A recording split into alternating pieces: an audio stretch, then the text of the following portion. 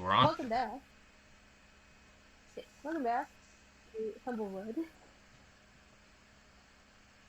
Last time, I can I can hear some interference coming from Yeah, I hear this side. feedback. There's feedback? I'm hearing a lot of feedback. Yeah. Yeah. Okay. Anyways, last time, our heroes found out about a Corvo necromancer causing all sorts of chaos in the avian, and decided to chase after him. After defeating his giant bone structure abomination. So now we're here in Brackenmill. And you just told Riffin all the bad stuff that Oddwald has been doing, and he doesn't really appreciate that. So he has pointed out 3 individuals in this tavern that are being a little suspicious or unfriendly. What would you like to do?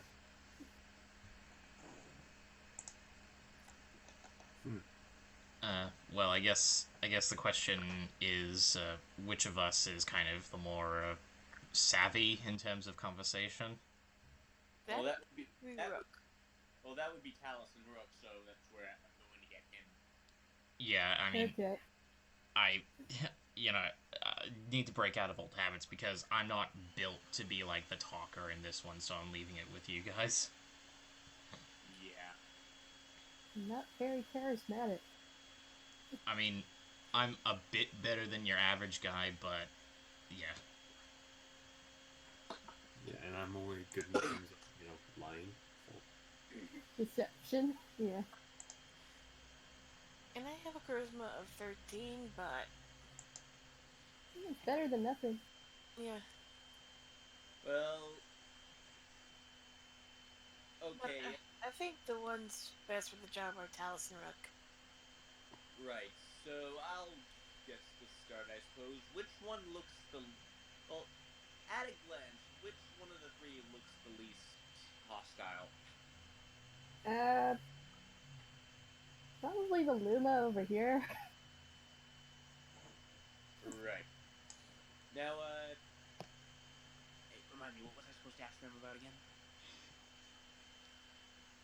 If I remember correctly, we're here investigating, looking for Oddwald, and either we're asking them if they reckon they've seen a Corvum around here, or what exactly it is that their business is here. Well, that... Is anyone else getting feedback from P's mic that sounds like a vacuum or a blender? Yeah, something like that. It's the, hang on for a minute. I think So every time Rallis talks, the barkeep is using a fantasy blender to make smoothies. Alright, give me a minute. How about now? A little better. So anyways, back to the game. Okay, so I'm gonna go, talk to the gray bird over here. She looks like a mourning dove. Right, hello there, Miss, Hey. She looks a little uncomfortable. Right, well, if you would pardon me for just a moment, I'm looking for someone I've been asking all day. I was wondering if you could help me out here. In town. There's a lot of people around here, and I don't want to talk. I'm sorry. I haven't seen anyone. Well, I mean, perhaps you glimpsed him on the street. He's a Corvum, probably wearing a black robe. I can't say I have. Sorry. Insight. Okay. My insight is not high.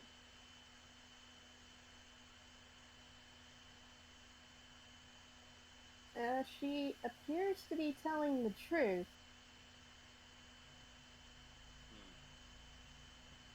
She just looks really dejected.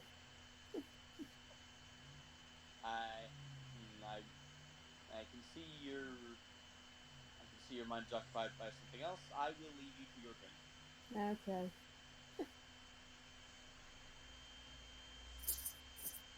Yeah, that wasn't it.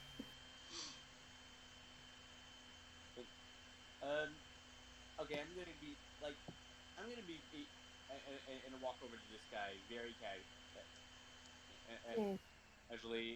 and I'm gonna say, excuse me, sir.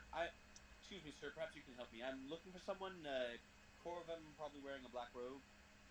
Oh, I can't see. I don't think I've seen him around. Sorry. I would like for you to make a perception check.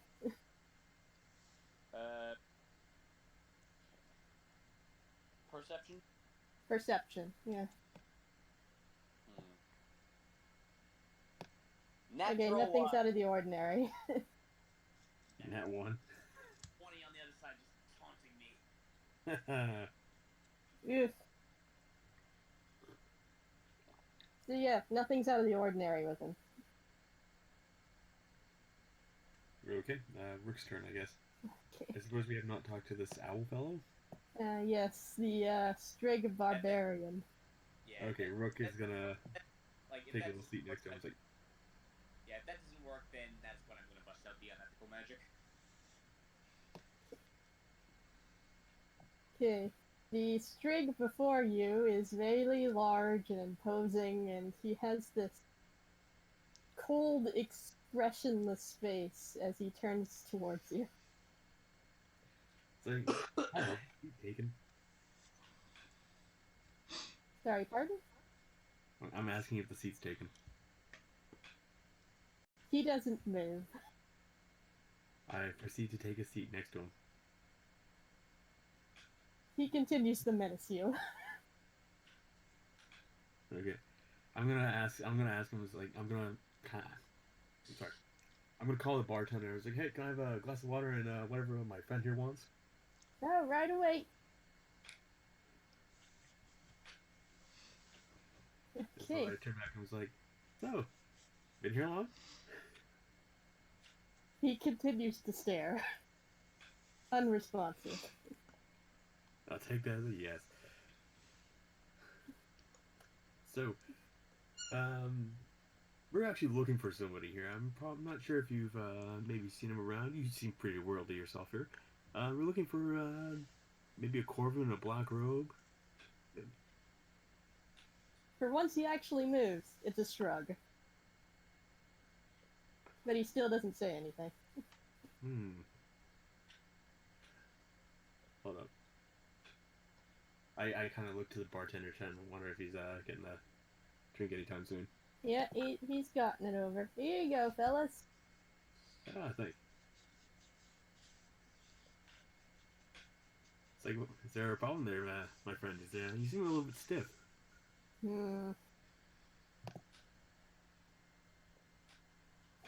Make an insight check. Insight. Okay, I guess I mistook one of my spells. I thought it said on the reagents was water. A glass of water. Whoops. Insight's no. Okay. Now, you can see that he's not staring directly at you. He's actually staring down at your belt. My belt? Particularly where your weapon is.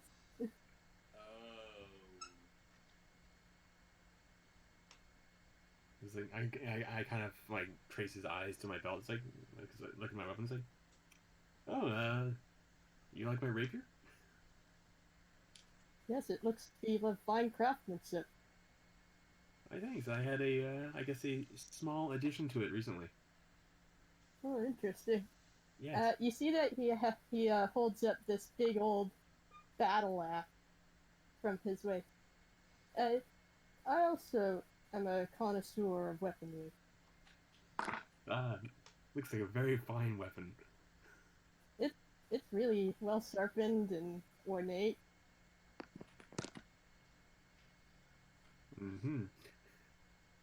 I take it he does not want me here at all, but... Other than that, no. He just wants to talk about weapons.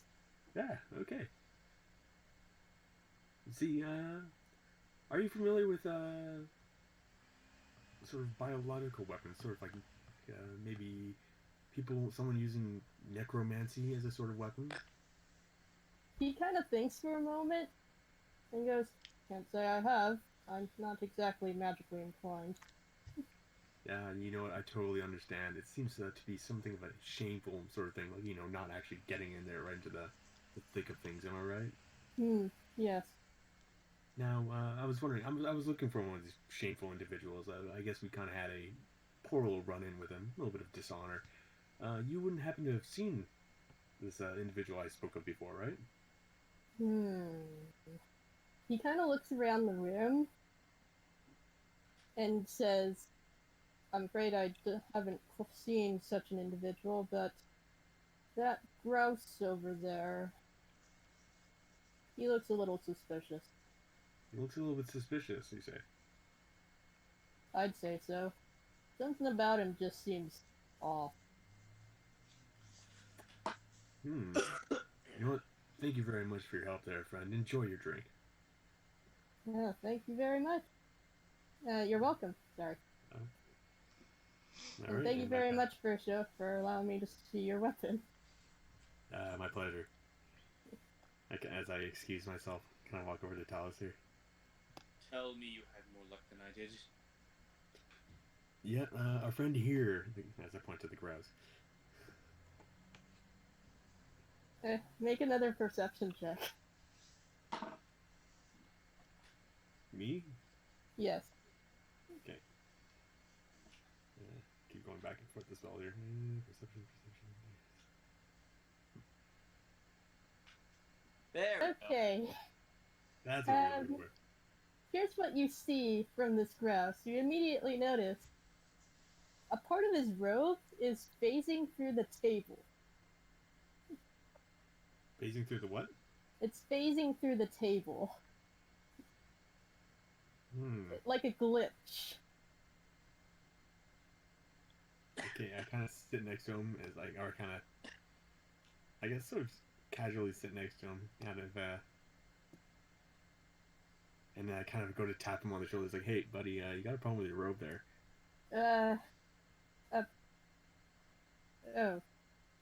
Please excuse me for a moment. I suggest you leave me be. And, Rook, I need you to make an intelligence saving throw. Oh, because I touched him directly? Intelligence. No, as soon as he says the word suggest. Oh, that'd be a saving throw. Oh, wisdom? Is it wisdom? Yeah, it's wisdom, my bad. Okay, that's different. There's an itch in the back of your mind when he says the word suggest, but you completely resist it. Okay, do I know a suggestion spell when I see one? Yes. That was a suggestion spell. And he appears to be leaving immediately. Okay, wait one sec, Dallas, before you start. No, I suggest you come back here and stop the nonsense. Now he needs to make a wisdom saving throw. He needs to make wisdom? Okay. Yeah, DC 15. He saved. He is continuing to go back outside hastily. Okay, I'm gonna tap my heels and boots of speed and go after him. Okay. I was going to say, hurry pace walk. I was going to say, did Rallis pick up on what Talus just tried to do?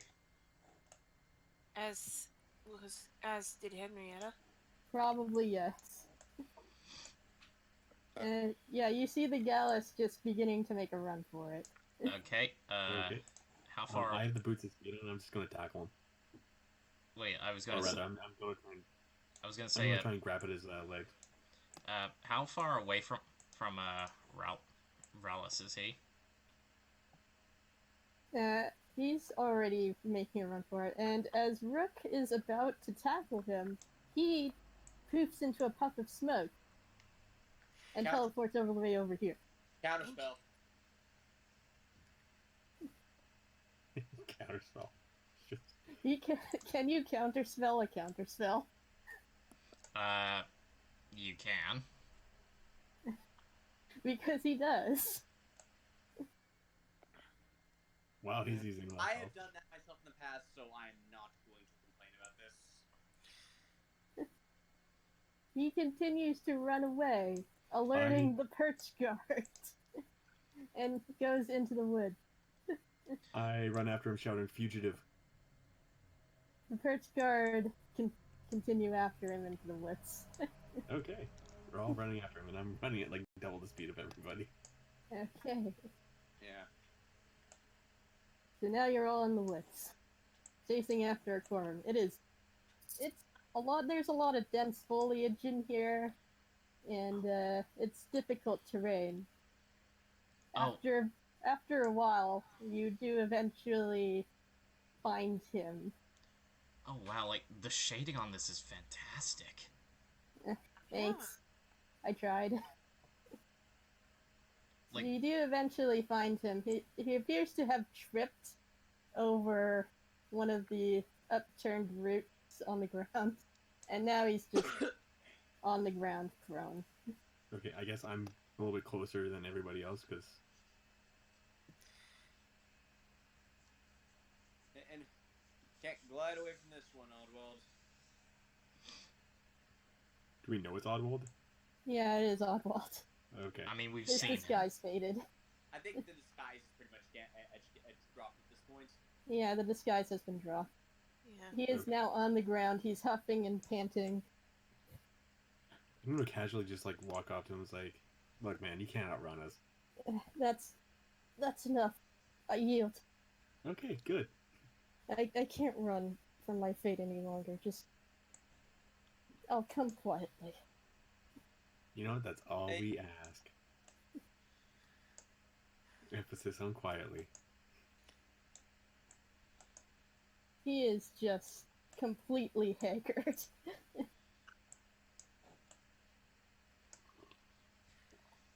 Rallis gets down and he offers Oddwald a hand to get up.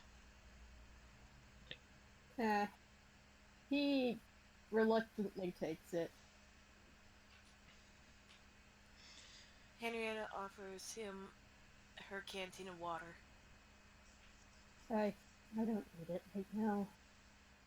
Thank you. Talus offers him nothing because he's still sour about the murder attempts. Okay, you also still have the silver bangle. Oh, right, we put those on him. Mm-hmm. Yep, snap him right on him. Yeah, snap him right on. He doesn't resist. Now, are you gonna tell us why you chose to run? Okay, as you are beginning to ask all of this, if I can just get Griffin up in here as well. There he is. They all eventually come in to see what the heck's going on. Clearly not a murder. What seems to be the situation here? Clearly not a murder. Got a fugitive. Fugitive. It Well, more is like a runaway bounty, but yeah. it is a very long story. You also still have the amulets from the avium as well to show proof. Oh, right, I flashed those. I see, then he must be in your custody then. Yep, Rook just doesn't really care to show his amulet. Okay, Riffin sheepishly steps forward to see his old friend Oddwall. And, he looks shocked. And he asks, "Is everything they said true?" And Oddwall just looks down dejected and goes, "It's all my fault. It's Riffin, I'm so sorry."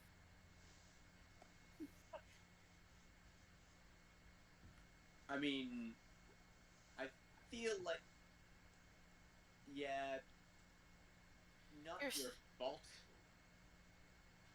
You tried to murder us on multiple occasions and dabbled in forbidden magic. That sounds like entirely your fault. I A know. little bit of desecration of the dead, yeah. Just It is all my fault. I'm sorry. Yet, you did so with good intentions, and you wanted to prevent what I assume is an oncoming calamity.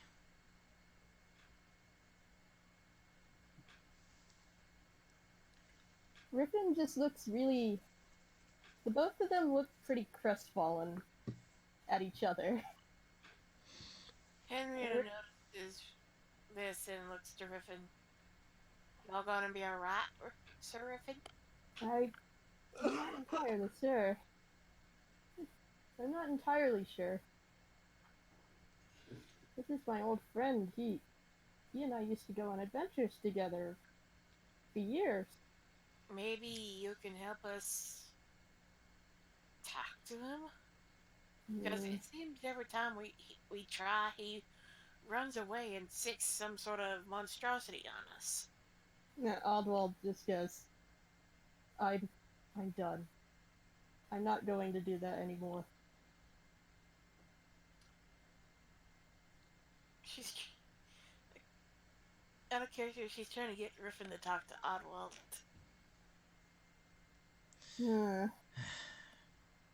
Rallis make a persuasion check.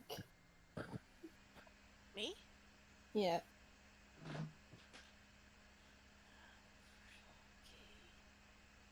And I have persuasion. There he goes. Oh, alright. Oswald, we have a lot to discuss, I think. And he says, yes, we do. Well, let's go do it somewhere. I think let's go do it somewhere more comfortable than this. Hardly. I just have one question. Where were you planning to run to? I don't know. Away? There's a lot of away he can run from.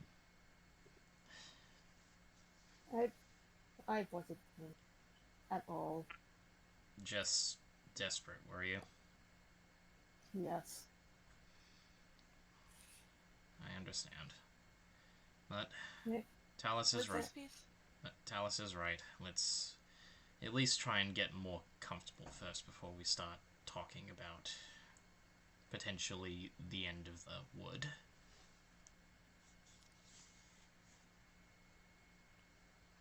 Okay. We go back to the Sunny Silkworm. And, let me get his token up on here as well. There we go. Is there like a private room somewhere? There's a balcony. Let's head out there. Yeah. Okay, the two of them go back to the balcony. Yeah. And for some extra measure, I am going to cast Zone of Truth. But yeah, before that, Rowless does come up to Douglas and he says, sorry for the trouble, but we met our friend and we need to speak with him a bit privately, so we'll be taking the balcony for a bit. Oh, of course. I hope that isn't too much trouble. Oh, no problem. Take as much time as you need. Alright, thank you.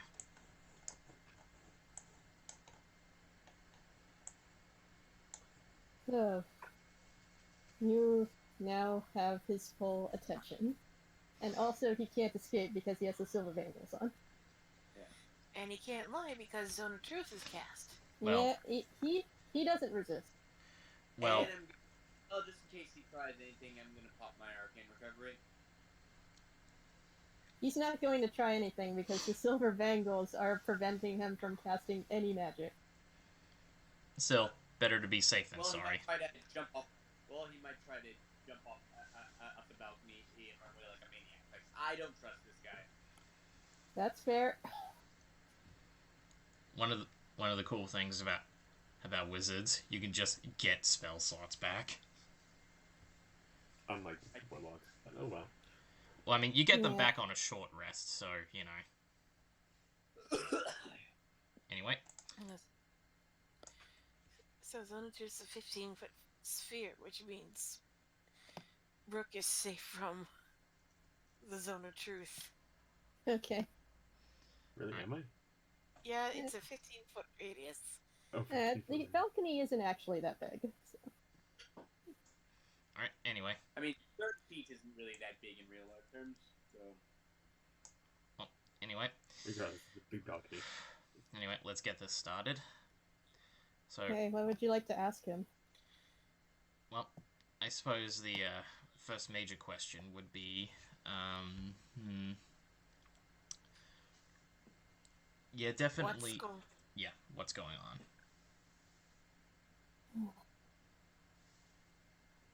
Alright.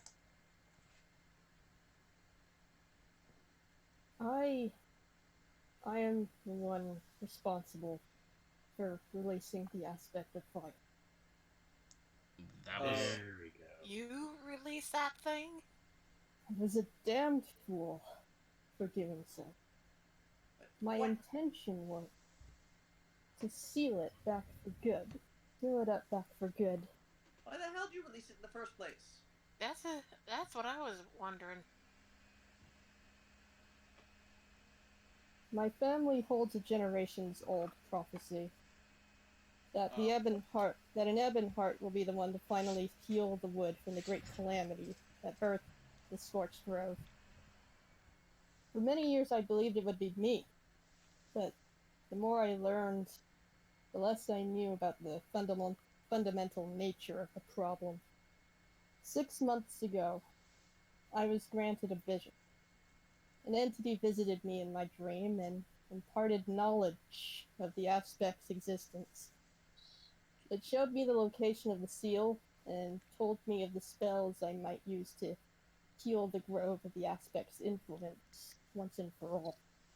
Hang on. Voices in your head? That was your first mistake. That was your first warning, man. Hold up now. What did this messenger look like? If you caught a glimpse of it at all. Its true form was hidden. All I could hear was a voice that sounded old and felt wise beyond the understanding of any mortal. Stupid bird folk and their stupid prophecies. I went to the conjuration circle in the Grove and found it unusually active. I panicked and used the spells I was shown to try and cleanse the aspect's energies, but instead the sigil flared up, and that's when the fires began to spread. And released the aspect of fire. He nods.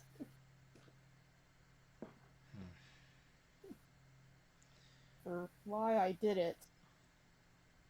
All these years I've spent afraid of failing to live up to my family's name. It was this same fear that caused me to act so recklessly. Should never have listened to that blasted voice.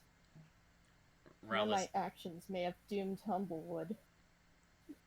Rallis sighs and he says, "As sad as it is to say, I actually somewhat understand where you're coming from, Oddwald.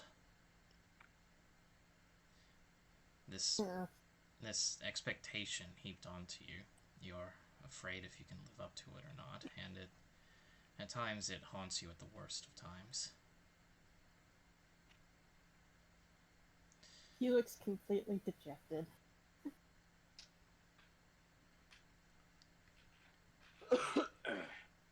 No. And Riffin goes up to him and says, "You just wanted to help, right?" And he goes, "Yes. That's all I wanted to do. But I was hasty. I'm so sorry." Well, is there anything we can actually do about this? Well, all isn't lost. from our own investigations, at least into the aspects of fire, it appears that our chance to fight it back may be... well... You remember what I said before about the finger of the aspect of frost? The Borealis. Yes, the Borealis. I stumbled across that old legend mentioning it many years ago, but it was only since returning to the avium that I managed to find a collection of laboratory notes claiming it to be from a wizard who crafted it. But I concede such an item may have been created. And if it was constructed, power would not only be tremendous, but uniquely suited to counter the elemental energies of the aspect. Well, you treated it as a mere fairy tale originally, but I offer you the same argument. Considering that you've seen the aspect of fire yourself, can you really, and, well, considering your own efforts, could you really say for certain that it's nothing more than a fairy tale? Well, I did theorize a way of using it, along with the conjuration circle, to reseal the aspect. But this isn't something that I could test, and coupled with the uncertainty of its existence, seemed like it was an avenue that was too small a chance of success. Well, look at it this way, Oddwald. What choice do you have now? Suppose so. My original research was trying to create a spell that could mimic the Cobblefright's Siphon Soul ability. And I've hit upon some new documents. After reading it up more, I was more confident in my chances of Okay, let me rephrase that. Right, take your time, don't worry. Okay. Yeah.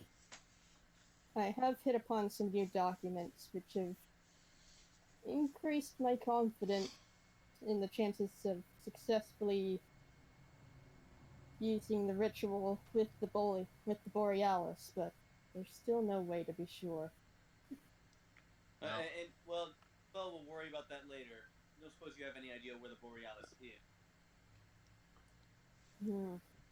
I can't say I do know. Hang on, let's see. Borealis should be here. Hang on.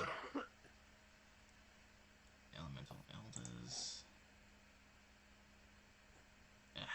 I'm trying to find the specific document that says, like, go to these people to talk about it. Yeah, the tenders. Right, tenders. I'm sorry, I keep forgetting that. In any case. Thank you for remembering it for me. Yeah. But yeah. It's no problem. It's my job as DM to remember everything.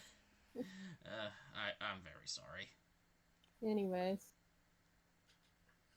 But yeah, Relish. He actually says, I do know of another traveling companion that could help us locate it, though. Oh? Her name is Susan. She's a hedge witch. Susan? Susan of the Swamp? Yeah. We've met Susan. Oh, you have? Yeah, it's been a while. Huh. Well then. Seems as though we're taking a trip back to Aldehart. Terrific. You've met Susan, too? Yes, actually. She and Oddwald and I used to travel all over the place together, years ago. Yeah, she set up shop in Elderheart. She actually gave us a potion that, well, increases physical strength by quite a bit. Henrietta's carrying it right now. Cool. And can you imagine that she extracted that from an ash snake?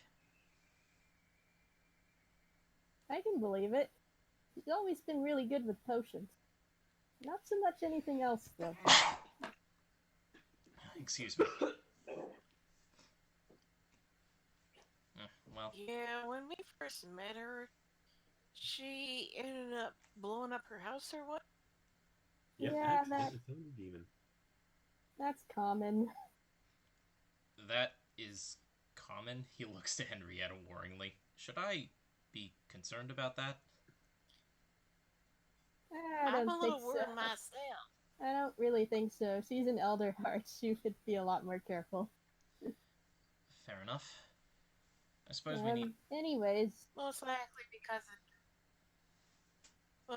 because the council will be on her case if she tried to summon a demon again. anyways, Oddwald, I wanted to talk to you about something. You saved me from that fire back in Ashbarrow, right? And he nods. He says, "It was." Yes, it was me that brought you back to Elderheart. I felt responsible for the fires that destroyed your home. I couldn't bear to stay. I resolved to find a way to correct my mistake by any means necessary. Seems all I've succeeded in doing is hurting others. I should have asked for help, but perhaps I couldn't accept the idea that it wasn't possible to quell the aspect alone. My own selfish pride as a chosen son of Ebonheart is to blame. I'm truly sorry for the way I acted towards Gruul. Well, you can stop making amends today.